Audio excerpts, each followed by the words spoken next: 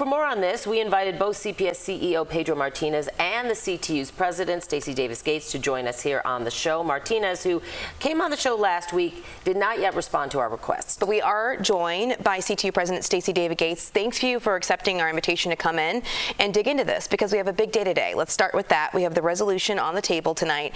It would, and it was proposed by Pedro Martinez, it would make sure that no schools close until 2027, or at least until then.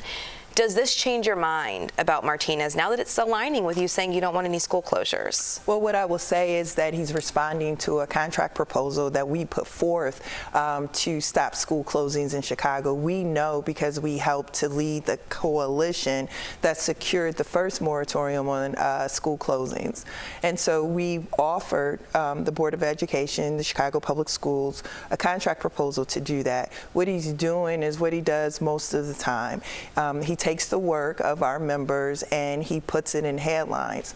Right now, he is talking about all of the achievements that the district has met, and those achievements are part and parcel because of the sacrifices our members made in 2019 to win a contract to staff our school communities with nurses, with social workers, with restorative justice coordinators, with smaller class sizes, with more special education support.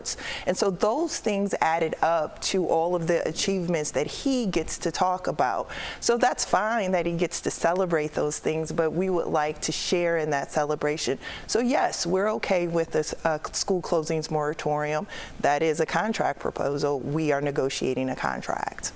Yet the no confidence vote still stands, even though he doesn't want school closures, you don't want school closures. His 5-year strategic plan aligns with what a lot of the union wants, so still the no confidence vote. Well, I think we're conflating. So the Board of Education unanimously passed the strategic plan, a plan that they had to push the CEO to produce, and it was produced, I think, a couple of months later than they had required it. Number two, the CEO has not offered us a revenue plan for the district. So even if our contract is not on the table, our CEO has to create a plan that sustains the operations and the education of the Chicago Public Schools.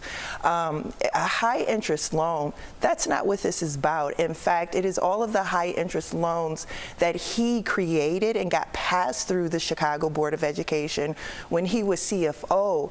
That is the thing we are facing now, the impacts of those loans.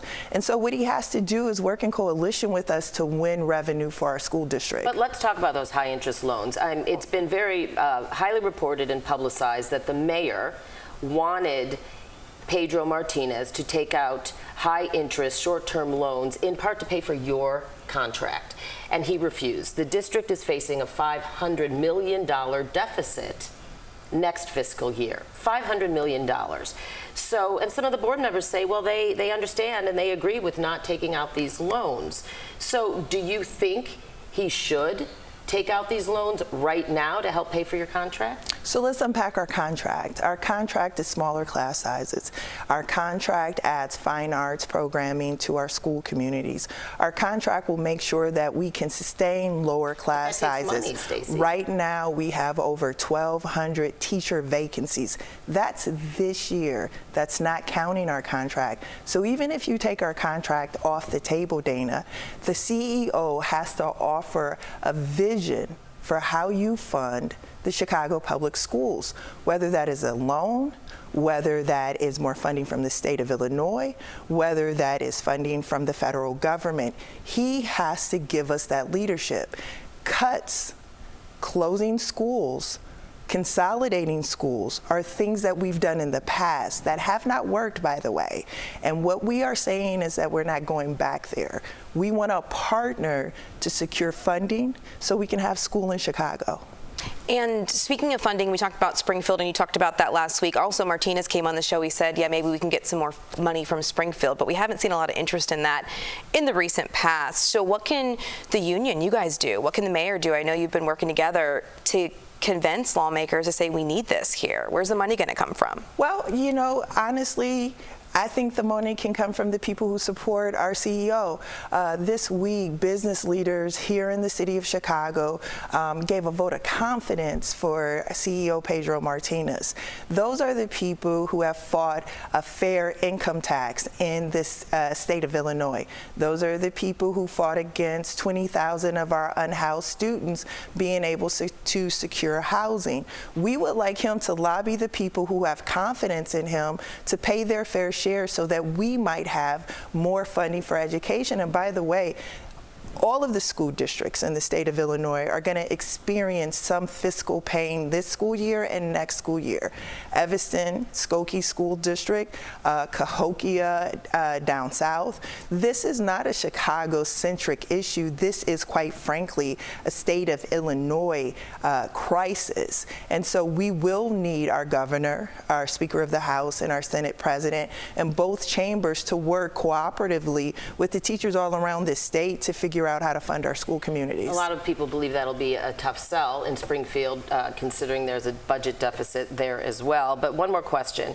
Contract negotiations between City Hall, CPS, and the union have been contentious for a couple decades now. There haven't been any smooth negotiations that I can recall in 15 years or more. With that being said, you now have an ally in the mayor's office. How does that change the tone of these negotiations? And quite frankly, many people, say the mayor, whom you helped put in office, is just doing your bidding.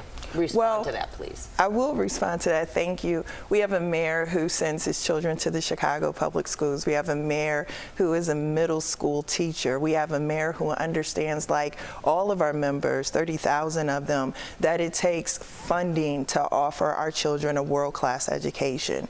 This is the first time ever that I have been involved in negotiation where there is tremendous alignment with the Chicago Board of Education, with the Mayor of Chicago, and with the Chicago Teachers Union.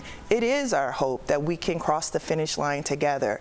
We want to implement a transformative contract that is aligned with the strategic plan that the Board of Education passed, that is aligned with the Mayor's transition report. We need the CEO to work with that group of people. Does it also need to be responsible to taxpayers, though, considering the massive deficits? Well, you do know, Dana, that your neighbors are teachers, they're paraprofessionals, and they're clinicians, so they're taxpayers too. And they're sending their children to the public schools. What they're saying is that they need government to step up with them to continue to offer an education, fill the gaps. 80% of our schools don't have librarians, don't have libraries, and that's unacceptable too. Okay. CTU President Stacy Davis Gates, thank you for accepting our invitation to come in and talk on a big day here. We'll be right back.